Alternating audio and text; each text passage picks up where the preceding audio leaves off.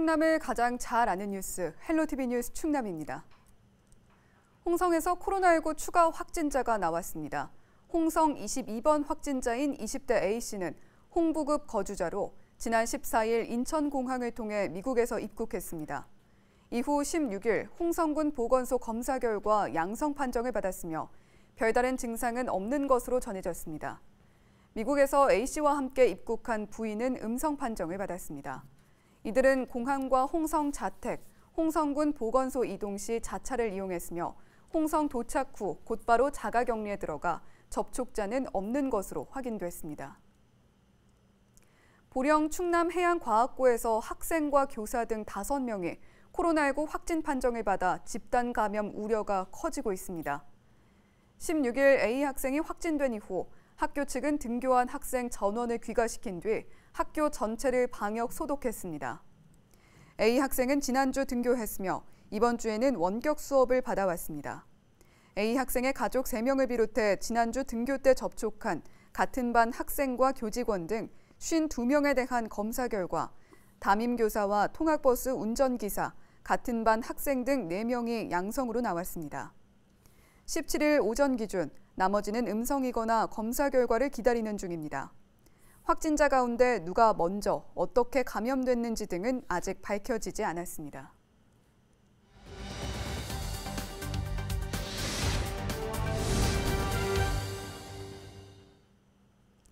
충남도가 추석 연휴 종합 대책을 발표했습니다. 코로나19 확산을 막기 위해 고향 방문 안 하기 등 3대 운동을 추진합니다. 사회적 거리 두기로 어려움을 겪고 있는 기업과 소상공인에 대해서도 자금 지원을 확대하겠다고 밝혔는데요. 양승조 충남도지사의 기자회견 주요 내용을 보시겠습니다. 먼저 코로나19 확산 방지에 총력 대응하겠습니다. 빈틈없는 진료 체계를 구축하겠습니다. 도내 17개소의 비상 방역 및 응급진료 상황실을 운영하고 의료기관과 도 및 시군, 질병관리청 간 24시간 비상연락체계를 구축하겠습니다.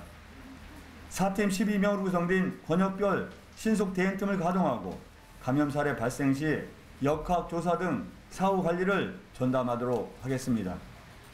또 병의원 및 약국 등 도내 1757개의 의료기관을 운영하고 생활치료센터와 임시생활시설 16개소에서 자가격리자를 철저히 관리하겠습니다. 이와 함께 취약계층 보호에 중점을 두면서 코로나19의 집단 감염이 우려되는 고위험시설 및 다중이용시설을 집중 점검하는 가운데 역과 터미널, 전통시장 등 공공장소에도 열화상 카메라와 검역수를 설치하고 손목 밴드를 착용하는 등 방역을 강화하겠습니다. 더불어 도서관과 미술관 등 제한적으로 개방을 허용한 공공다중시설의 출입 관리와 방역 지침 준수 등을 보다 철저하게 점검해 가겠습니다.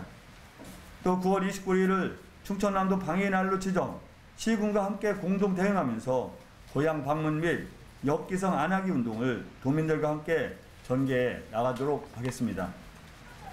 둘째, 재난과 재해 등 안전사고 예방에 최선을 다하겠습니다. 24시간 재난 비상상을 유지하고 안전우려시설을 정비하겠습니다.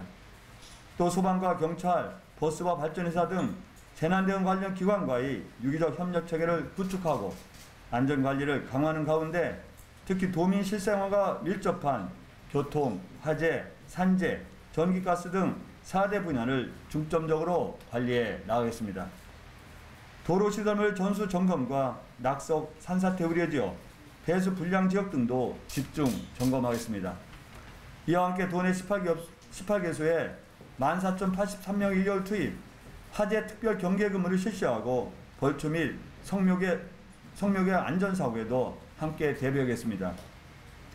또 추석 당일 오후를 제외하고 연휴기간 내내 수소 충전소를 운영하여 수소차 소유 도민에게 불편함이 없도록 정상적인 서비스를 제공하도록 하겠습니다.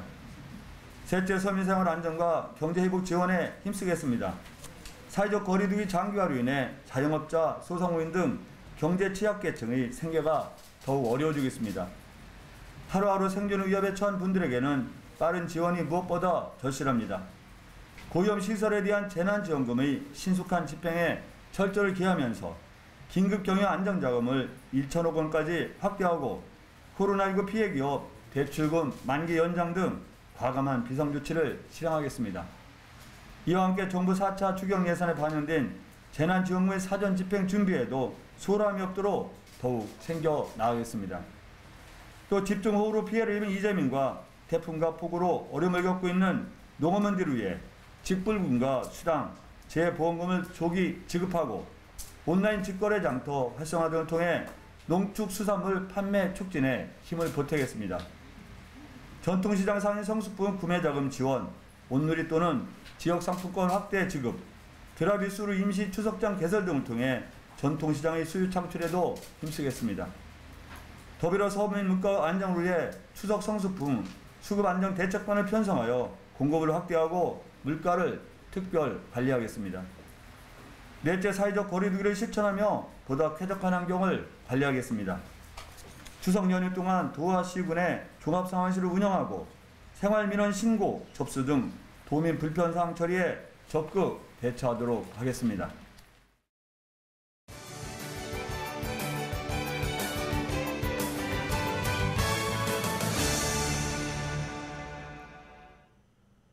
각 지자체 소식을 가장 빠르게 전해드리는 오늘의 정보 시간입니다. 오늘은 예산군 소식 준비했는데요. 예산군이 지난 3월 25일부터 시행되고 있는 가축 분뇨 퇴비 부숙도 검사 의무화에 따라 퇴비 부숙도 검사를 무상 지원하고 있다고 합니다. 예산군 산림축산과 홍재야 실무관 전화 연결해서 자세한 내용 들어보겠습니다. 예, 실무관님 안녕하세요. 안녕하세요. 예산군 산림축산과 홍재야입니다. 예, 가축 분뇨 퇴비 부숙도 검사 의무화, 아직 잘 모르시는 분들 위해서 어떤 건지 소개 먼저 해주시죠. 퇴비 부숙도는 가축 분뇨가 미생물에 의해 발효된 상태에 따라 부숙의 정도를 정한 것으로 가축 분뇨법에 따라 2020년 3월 25일부터 부숙도 검사가 의무화되었습니다. 퇴비 부숙도 검사는 축산 냄새 및 미세먼지 저감, 수질 오염 영양 감소, 양지류 퇴비 공급 등 지속 가능한 축산을 위해 꼭 필요한 지도입니다. 시설 면적에 따라서 부숙도 기준도 다르다고 하던데요. 부숙도 검사는 어떻게 이루어지게 되는 겁니까? 퇴비 부숙도 검사 기준은 배출 시설 면적이 1500평방미터 이상이면 부숙 후기 또는 완료, 1500평방미터 미만이면 부숙 중기 이상의 기준을 지켜야 합니다. 또한 퇴비 부숙도 검사 주기는 배출 시설 규모에 따라 허가 대상 농가는 6개월에 한 번, 신고 대상 농가는 1년에 한 번 농업기술센터에 의뢰해 퇴비의 부숙도를 분석해야 하고 결과를 3년간 보관해야 합니다. 예산군에서는 부숙도 적용 대상 농가에 검사를 무상으로 지원하며 희망 농가는 배출 전 퇴비 1kg을 지퍼백 등 시료봉투에 담아 24시간 내 예산군 농업기술센터 축산개발팀으로 검사를 의뢰하면 됩니다. 예, 부숙도 검사를 받거나 검사 대상 농가에서 주의할 사항들도 있을 것 같습니다. 같이 짚어주시죠. 내년 3월 24일까지는 궤도 위주로 운영되나 부숙되지 않은 퇴비 살포로 악취, 오염 등 민원이 발생할 경우 행정처분 대상이 될 수 있으며 부숙도 적용 대상 농가 중 아직까지 검사를 받지 않은 농가는 이달 말까지 반드시 검사를 받을 수 있도록 당부드립니다. 예, 혹시 이 밖에도 축산 농가들을 위한 지원 사업 등이 더 있는지 궁금한데 함께 알려주시면 좋겠습니다. 가축 분뇨 처리 지원 사업, 축사시설 현대화 사업, 조사료 생산 기반 확충 사업, 가축 전염병 예방 지원 사업, 축종별 지원 사업 등 5개 분야 85개 지원 사업을 추진하고 있습니다. 예, 여러 가지 지원 사업들 마련이 되어 있으니까요. 잘 활용하시면 좋겠습니다. 오늘 말씀 잘 들었습니다. 지금까지 예산군 산림축산과 홍재야 실무관과 이야기 나눠봤습니다.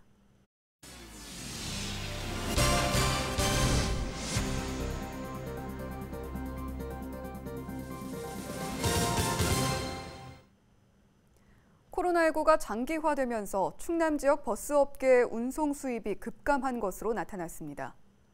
지난달 기준 충남 지역에 등록된 시외버스 700여 대 가운데 운행을 중단한 버스는 360여 대로 미운행률이 절반에 육박하는 것으로 집계됐습니다.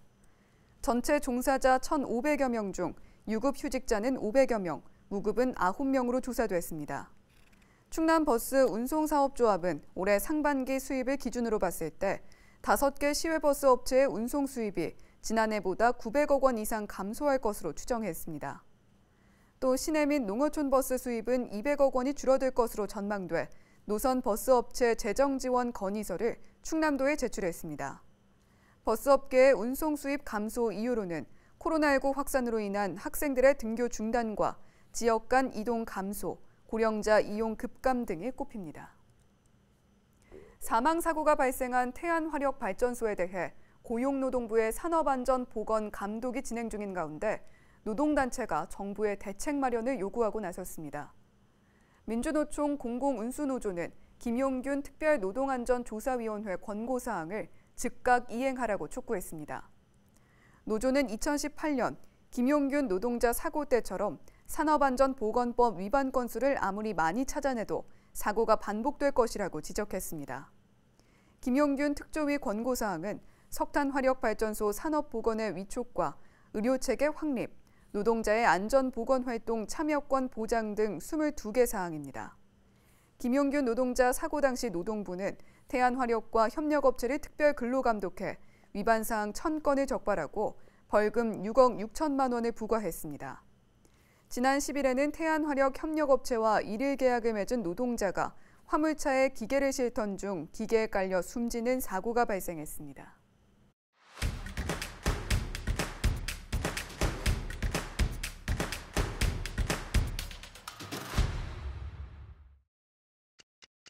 예산군이 17일부터 안심모바일 방명록에 도입해 청사 출입을 관리합니다. 청사 출입 시 안내된 번호로 전화를 걸면 통화 기록이 서버에 남게 되며 보유기간인 4주가 지나면 파기됩니다. 기존 수기 작성 방식보다 개인정보 유출 우려가 적고 QR코드 전자출입명부에 비해서도 노년층이 쉽게 이용할 수 있을 것으로 보입니다. 최근 중국에서 유입된 병열구가 증가함에 따라 태안군이 농가에 방제 약재를 긴급 지원했습니다. 병열구가 서식하면 잎지비가 누렇게 변하고 벼 알수가 적어지며 심할 경우 완전히 말라 죽을 수 있는데요. 군은 논을 수시로 관찰하고 병열구가 보이면 약재를 충분히 살포해 방제해달라고 당부했습니다. 당진시 보건소에 설치된 유아차 살균기가 어시장에 있는 당진시 공동육아 나눔터로 자리를 옮겼습니다. 당진시는 코로나19로 보건소 접근이 어려워져 수요가 많은 장소로 이전했다고 밝혔습니다. 살균기는 자외선 램프를 활용해 세균과 바이러스에 노출된 유아차와 카시트, 장난감 등을 소독할 수 있습니다. 홍성군이 딸기 원종묘 7만 6천 주를 농가에 공급했습니다. 이 묘는 충남딸기연구소에서 생산된 조직 배양묘를 증식한 것으로 우수한 딸기 생산을 위해 농가에 해마다 공급하고 있습니다. 올해는 코로나19 예방을 위해 농가에 개별로 배송하거나 야외에서 드라이브 스루 방식으로 전달했습니다. 지금까지 25초 뉴스였습니다. 우리 지역 날씨 정보입니다. 금요일 기온은 완연한 가을을 나타내면서 선선하겠지만 날은 흐리겠습니다. 아침에는 18도, 한낮에 24도 보이겠는데요. 미세먼지 농도는 좋음 수준 예상됩니다. 자세한 우리 지역 날씨입니다. 아침 기온 서산과 청양 16도까지 떨어지겠고 최고 18도 나타내겠습니다. 한낮에는 당진 등지에서 24도, 홍성과 예산 등지는 25도까지 오르겠습니다. 주간 날씨입니다. 당분간 비 소식이 없습니다. 주말인 토요일에는 맑겠는데요. 구름이 많이 지나다가 맑은 날이 반복되겠고 수요일에는 흐리겠습니다. 일교차는 10도 내외로 크겠습니다. 바다 날씨입니다. 중부는 맑겠고 남부는 비가 내리는 가운데 물결은 최대 1m까지 일겠습니다. 생활지수입니다. 당분간 비 소식이 없어 빨래와 세차하기에 좋은 날씨입니다. 다만 불쾌감 느끼기 쉬운 날씨니까요. 서로 거리 두고 조금씩 조심해 주시면 좋겠습니다. 날씨 정보였습니다. 보령에서 학생들도 코로나19 확진 판정을 받았는데요. 팬데믹 상황에 마음의 부담이 누구보다 클 학생들에게 미안한 마음이 큽니다. 하루빨리 나아서 친구들 곁으로 돌아갈 수 있길 바랍니다. 헬로티비 뉴스 충남 여기서 마칩니다. 고맙습니다.